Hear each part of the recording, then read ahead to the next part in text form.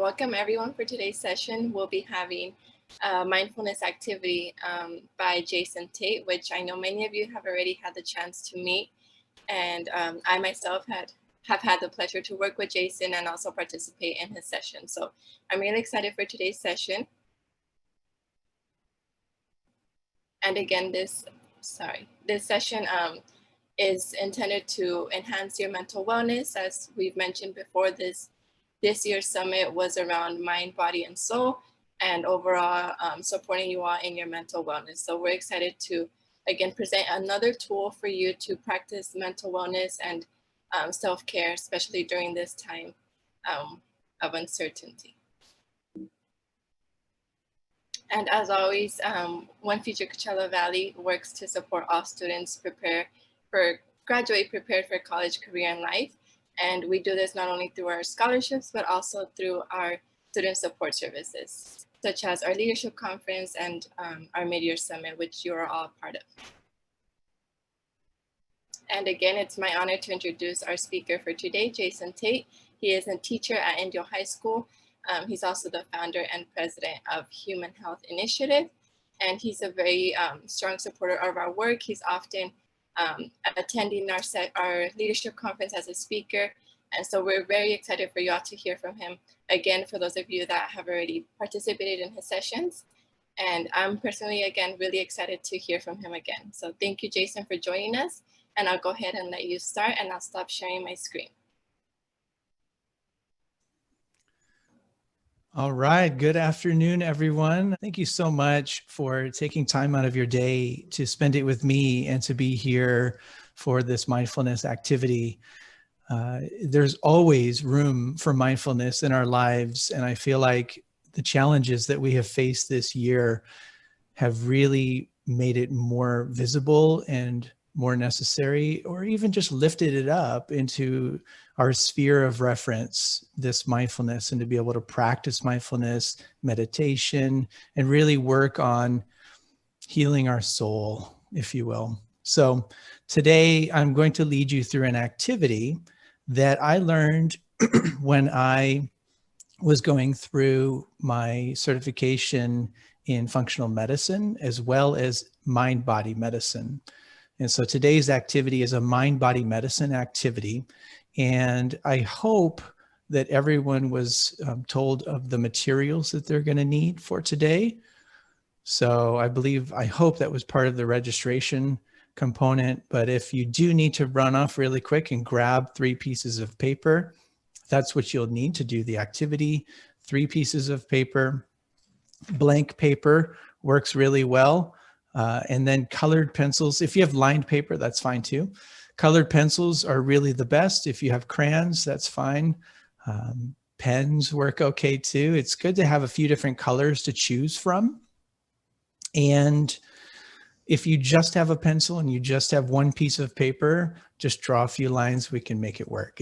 Honestly, it's no big deal. But that's really the best way to approach this, is have 3 completely separate pieces of paper, 5 to 7 different colors, and no judgment as far as your artistic ability or anything like that. So this is our mind-body medicine activity. My name is Jason Tate.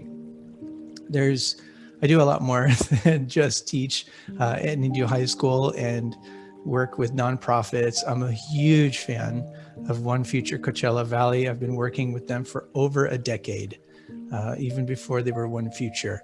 And I love them. They are my family. I am theirs. And we're all in this together. So big thanks to One Future for giving me the opportunity to speak with you on numerous occasions. And I'm always excited to come back and work with students and anyone involved with One Future. Let me turn my music down just a touch. There we go. All right, so quick disclaimer, and I'll go full screen here in a minute, but quick disclaimer.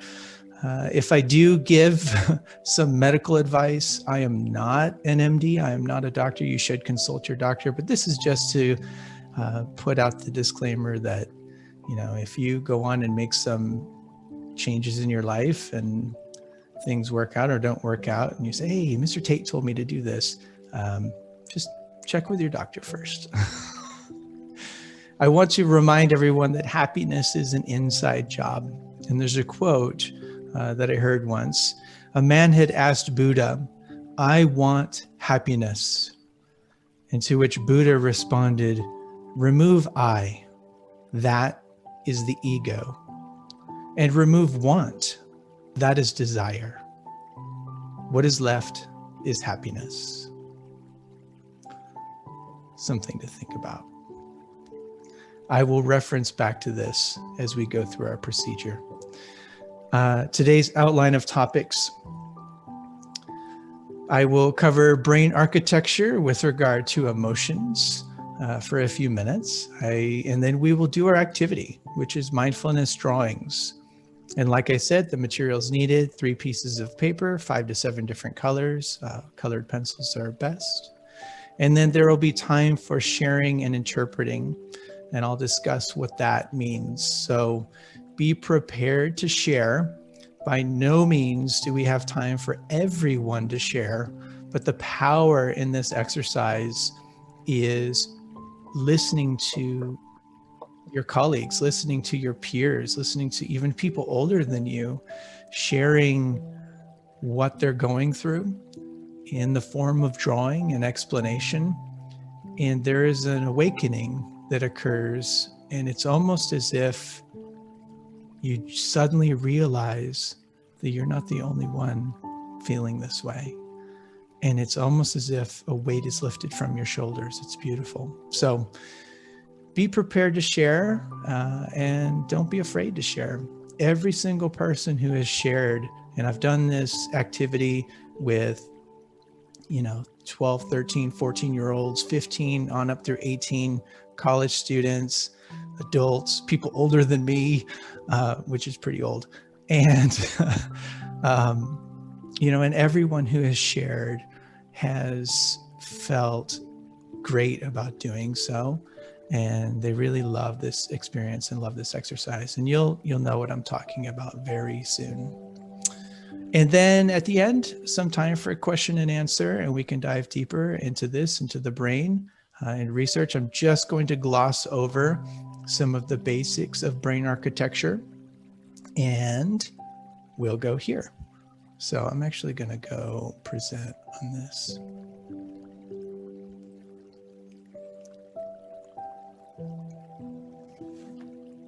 So our brain's pretty cool. It's 3 pounds approximately, and mostly water. Over 75% of our brain is water. So it's less than a pound, and it does so much.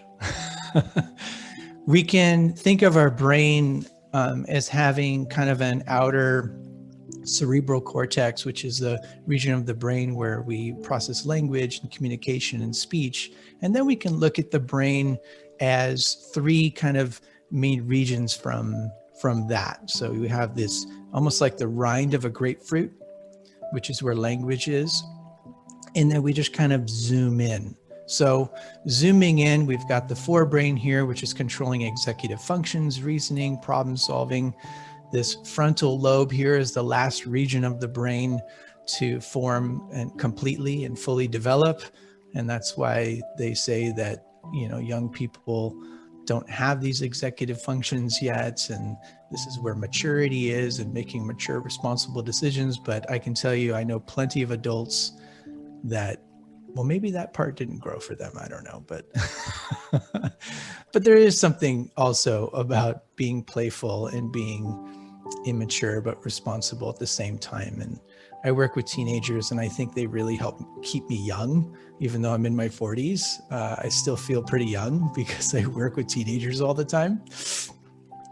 Then we have our middle brain. And then, of course, our hindbrain, which is considered, the reptilian portion of our brain, or we have the the cerebellum down here, which is dealing with movement and motion. And I have a whole talk about brain and this part of the brain, the cerebellum, and how movement affects learning, which is really fantastic. But I want to focus on the middle of our brain right now. This is where we feel. Okay. So our brain is a supercomputer. It's a central processing unit, and our bodies are these antennae. And we use our senses. We use our eyes, our ears, our nose, our mouth, and sense of touch to gather stimuli from the environment and send it to our central processing unit, our brain, to analyze it and figure out what to do with it. This is the region of the brain where we experience emotion and feelings. So we have our parietal lobes, we have our occipital lobe for vision, and then our olfactory centers, our sense of smell and sense of taste. This is why you feel in color. This is why if I asked you, how do you feel today? Most people will go, I'm feeling good. That's a common response. I'm good. Okay, great, whatever. But what does good even mean, honestly? And how many people say they're good and they're not? When you really ask them, when you look at them and say, no, really, how are you doing? I want to know. And then you get past that initial front that everyone puts out, then they might dig a little deeper and dig into that middle brain and feel something. And on the surface, we're good, but underneath the surface, most of us, we're not good. We're struggling. If I asked you to draw a line that represents how you feel, let's say there's 60 people in here, do you think I would have 60 identical lines? Not even close. Some would be thicker, some would be thinner. I doubt any one of them would be straight. They'd be squiggly, they'd be circles if I said draw a shape that describes how you feel. We feel in shapes, we feel in colors. And this is why when you hear a beautiful piece of music that moves you to tears and evokes this emotion, and you ask that person who is experiencing this emotional moment from the music, how does that feel? The region of the brain, the middle of the brain, is not capable of language. It's capable of everything else.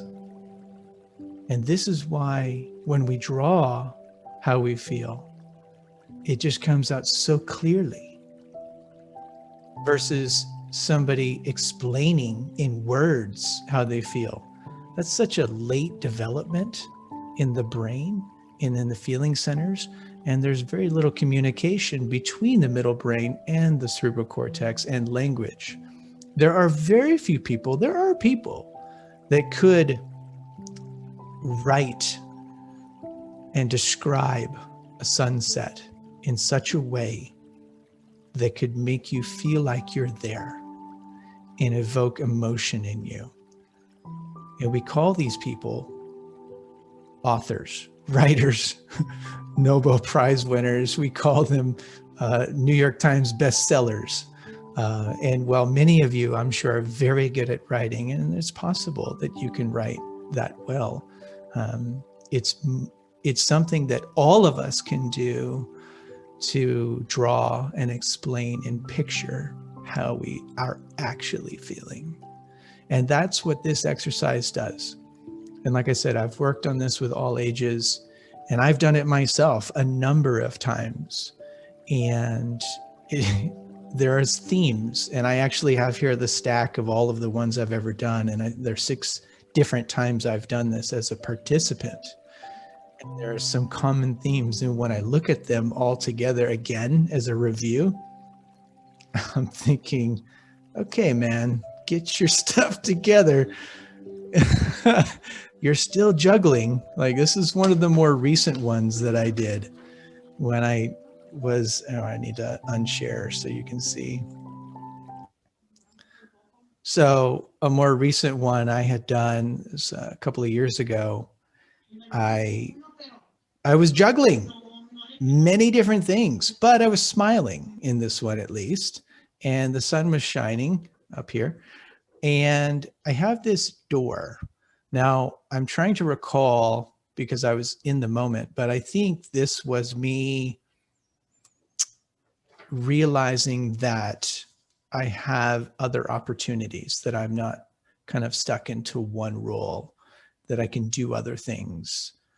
And so it was really important for me to see myself this way. And it allowed me to make some changes in my life.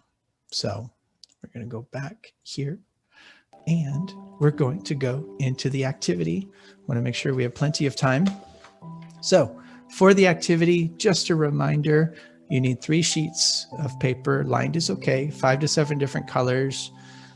Pencils are best. Pens work okay too. Crayons are okay. And then, like I said, no judgment about your artistic ability. So go ahead and get paper number 1 in front of you and your writing utensils. And here's the thing. Okay, I'm going to change to the next slide in just a minute. When I do, you're just going to just pour it out. Okay. And one thing that you'll find is it's remarkably easy, much easier than maybe you thought it would be, because it's there. I promise you it's there. But I'm only giving you 4 minutes. 4 minutes. So for those of you perfectionists, they're like, oh, no, no, no. And then you get out an eraser. Don't. No erasers. Just keep drawing. 4 minutes. It's amazing how much of yourself you can capture on paper in 4 minutes through drawing. And don't worry about straight lines, squiggly, whatever. Just keep going. So I will set a timer for myself, and I will keep you to those 4 minutes. And that's part of the beauty of this exercise. There may be some, and I know the type, who a little later will go back and try and perfect your drawing and get into it a little more and, connect some lines and maybe add later. Okay, fine. But for this 4 minutes, keep yourself to the 4 minutes. Trust me on this. Okay. All right, here we go. Drawing number 1. In drawing number 1, you draw yourself how you see yourself right now. Draw yourself how you see yourself right now. I drew myself juggling a bunch of colored balls with a smile on my face and an open door and the sun is shining. Draw yourself how you see yourself right now. What images come to mind? What colors and shapes represent how you feel?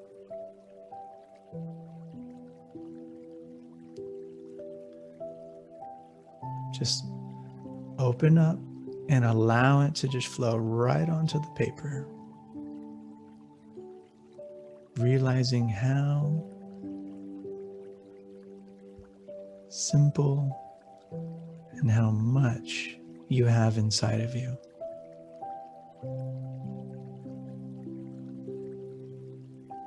How do you see yourself right now? In this moment, in this day, January 22nd, 2021. What's going on with you? Who are you at this moment in time?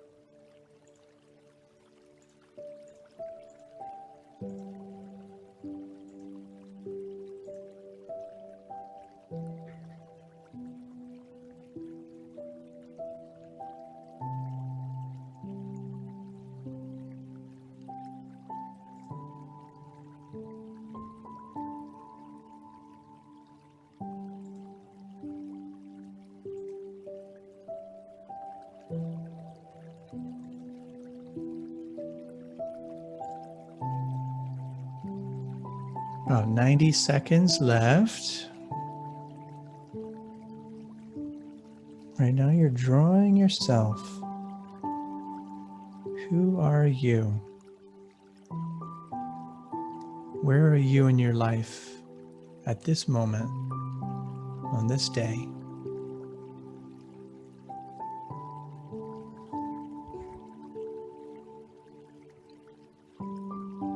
What outside influences? What else is there?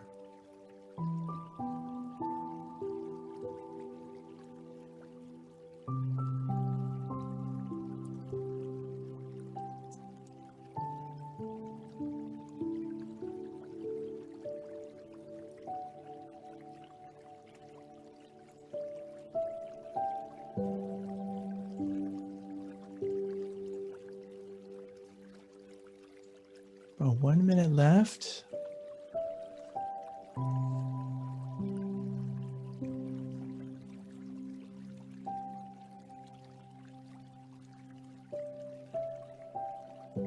So somewhere on that page, you're going to put a number 1. Could be in the corner, could be anywhere on the page, could be on the back of the page. That's fine too.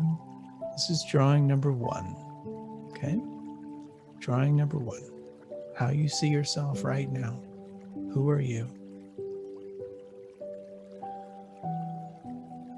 Okay, that was 4 minutes. And what we're going to do now is you just turn that paper over, set it aside. Don't let it influence any of the next drawings that you're going to do. So it's on its own. Okay. Now for drawing number 2, I want you to react to this. You've got 4 minutes. I'll hit the timer in just a moment. This one, you draw yourself with your biggest problem. What's going on right now for you? What are your biggest problems? If there's more than one, capture them all. What is it that keeps you up at night? What is it that has you all tied up in knots? What is it that you struggle with? You with your biggest problem.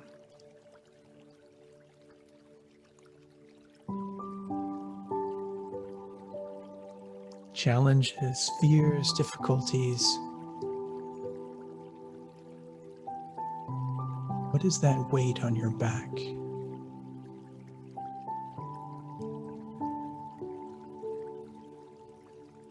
This is a time for you to be completely honest with yourself. Don't even worry about the sharing part. Just be honest with yourself.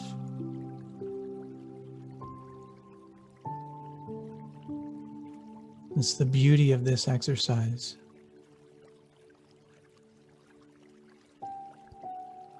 When people ask you what's wrong, you say nothing. But when you ask yourself, what will you say?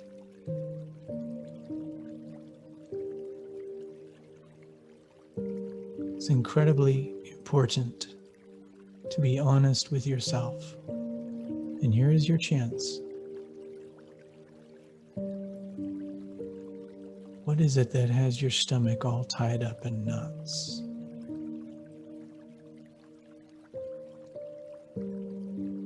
Where is your pain coming from?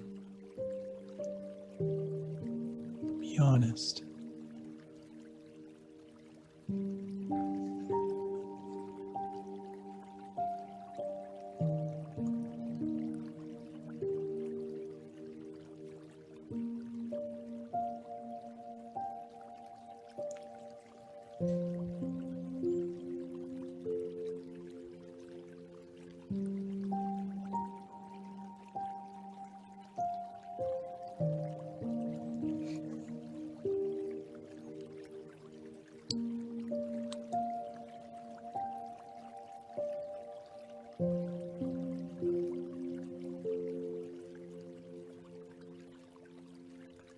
Got about 2 minutes left, a little less than 2 minutes.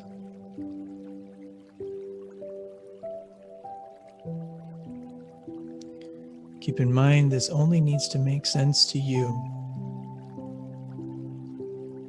And it may not make sense right now. Just capture whatever it is on paper you feel that is your problems.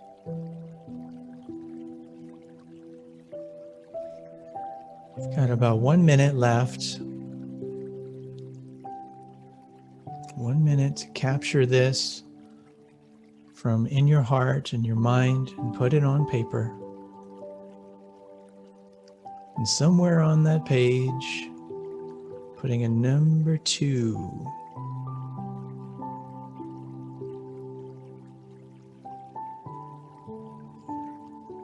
Somewhere on that page or on the back of that page, number 2. Got about 30 seconds to wrap this up.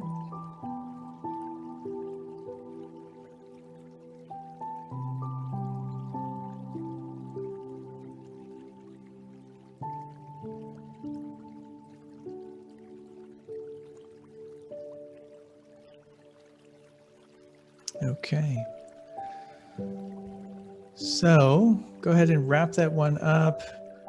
If you need to go back and finish it in a later time, that's fine. Won't judge you for that. Let's get on to number 3, and we'll bookend it with something positively powerful. Number 3, draw yourself with your problems solved. Problems are gone. Whatever it was that you captured on paper right before this, it is no longer a problem. Don't worry about how it went away. Just think about the fact that it's not there anymore. What does your life look like without that problem? Drawing yourself with your problem solved. What does that look like? What does that feel like? What does it smell like? What does it taste like? What do you see? Who's around you? What is around you?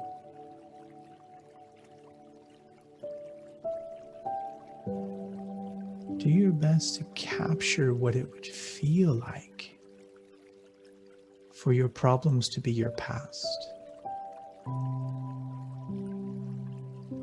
What does that look like?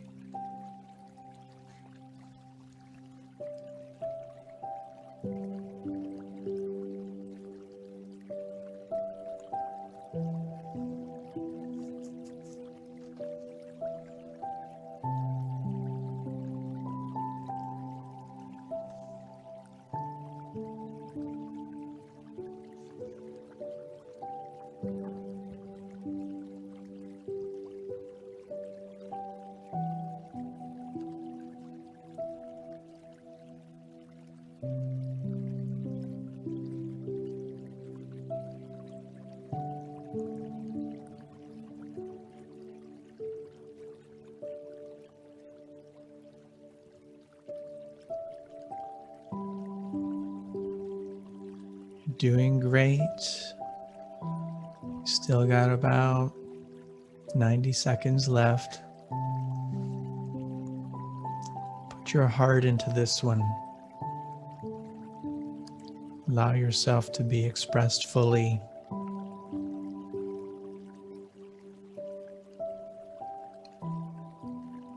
Giving you an opportunity to be honest with yourself, honest with your feelings.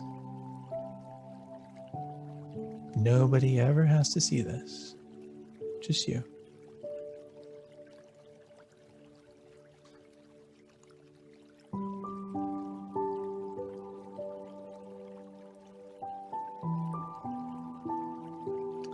About 90 seconds to wrap up this particular drawing.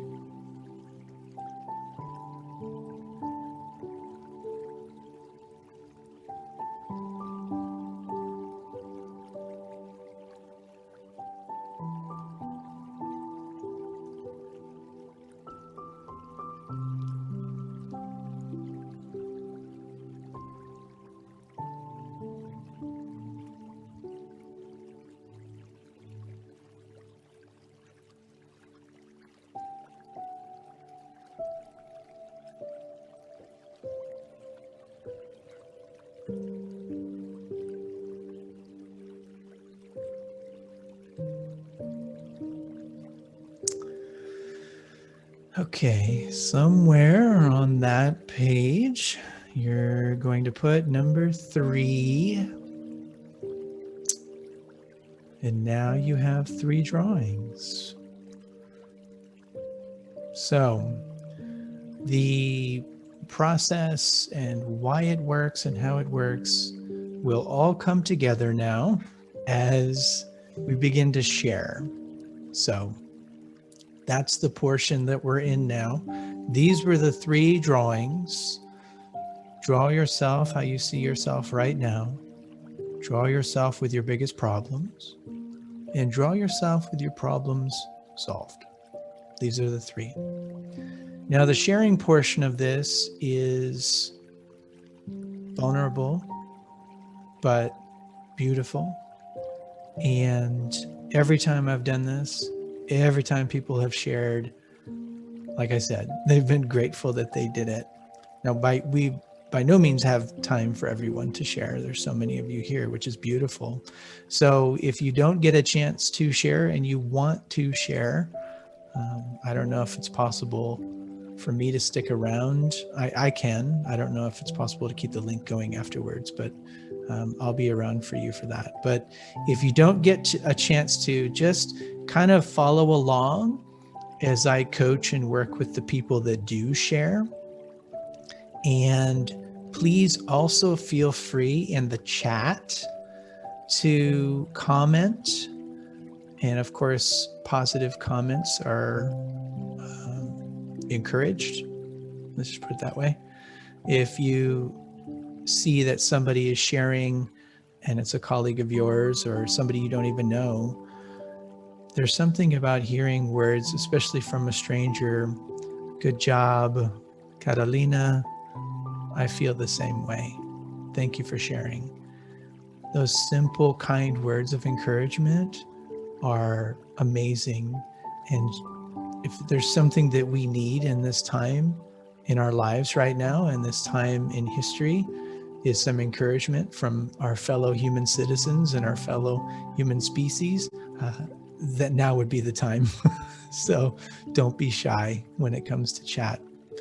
When you lay all 3 out together, side by side, 1, 2, 3, and you look at them just a couple of times, going left to right, what is the message here? What are you seeing? And what have you learned from this experience? As you do this on your own and as you lay them side by side, and I do encourage that you do this, and you ask the question, what can I learn from this? What am I telling myself? What is the message here? These are important questions to ask. You have the subconscious wisdom inside of you that knows everything. It is with you 24/7. It never sleeps. And it has answers to any question about what's going on with you, any question. And the answers are without filters. It's honest. It's true.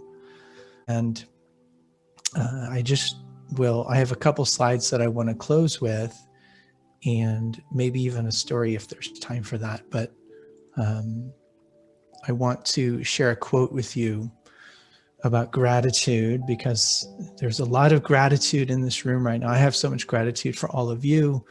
And I imagine I think many of you are going into healthcare. That's what I teach.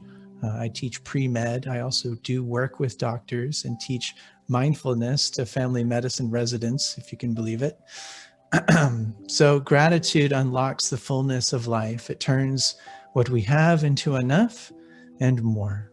It turns denial into acceptance, chaos to order, confusion to clarity. It can turn a meal into a feast, and a house into a home, or a stranger into a friend. This is by Melody Beatty. And that brings me to my last slide. And any questions that you might have. This is my beautiful daughter, by the way. There is a ice cream and bakery up in Portland, Oregon called Little Bean. And I brought my family there a few years ago.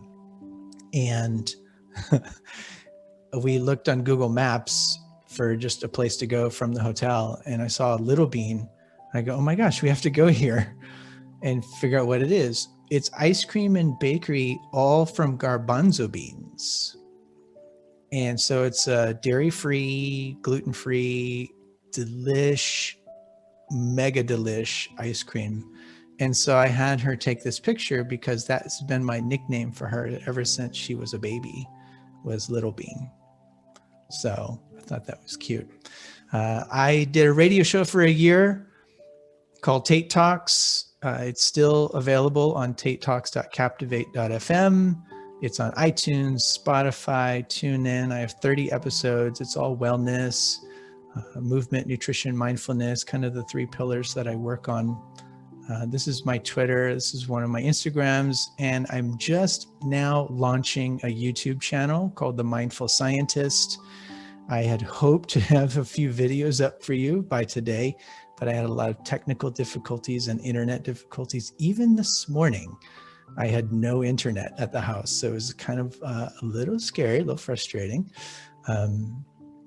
But I will this weekend be launching things on the Mindful Scientist. So if you subscribe, so just search up Mindful Scientist and you subscribe, you'll get the first videos, everything from 5 tips that you need to put together in order to launch a successful meditation practice, to actual meditations, little 5-minute refresher meditations, 10-minute ones. I do 15, 20-minute guided imagery. I'll do sport-specific meditations. So for you athletes out there, meditations that are in any sport. Honestly, I've done baseball, football, basketball, swimming, track and field, whatever the sport is. I've played most of them, and I do what's called a victory visualization, and you can find out more about that on the channel. So I'm incredibly grateful and honored to have had this experience, to be here with all of you. I'll stick around as long as I'm allowed to stick around and be here for all of you. My heart goes out to every single one of you during this challenging time with COVID, but I feel it almost feels like the clouds are pulling away and the sun is shining. I'm an empath, if any of you know what that means, and it's been a really sad time for a long time. And I just feel so much more hope. I still feel pain. I still feel a lot of loss, because there is, and we have to acknowledge, we've lost over 400,000 souls in less than a year to this, but we've gained so much as well. So what an incredible time to be alive and to come together as humans. And what I focus on and what I think about is getting back together with family and friends, including my One Future family. Thank you so much for your time and for this opportunity to work with you. I really, really appreciated it. Thank you so much, Jason, once again for joining us. I know I benefited a lot from this session this time and also the previous time that you walked us through it. So thank you. And I echo the comments from Ricardo. If you all ever need someone to talk to or support with anything, please reach out to us. We are here as your family and your support system. So please don't hesitate to reach out to us. And I won't share my screen again because we're already a little over past 2, but just quick reminder that next Friday we do have our final session and it's mandatory. It'll be our closing session for the summit. So please join us next Friday at 1 p.m. And if you have any questions about that, please reach out to Fatima or myself. So thank you. And if anybody wants to stick around for final questions or comments, I know Jason's willing to stay. So we'll be here for another extra minute or 2. So thank you all and hope you all have a nice weekend.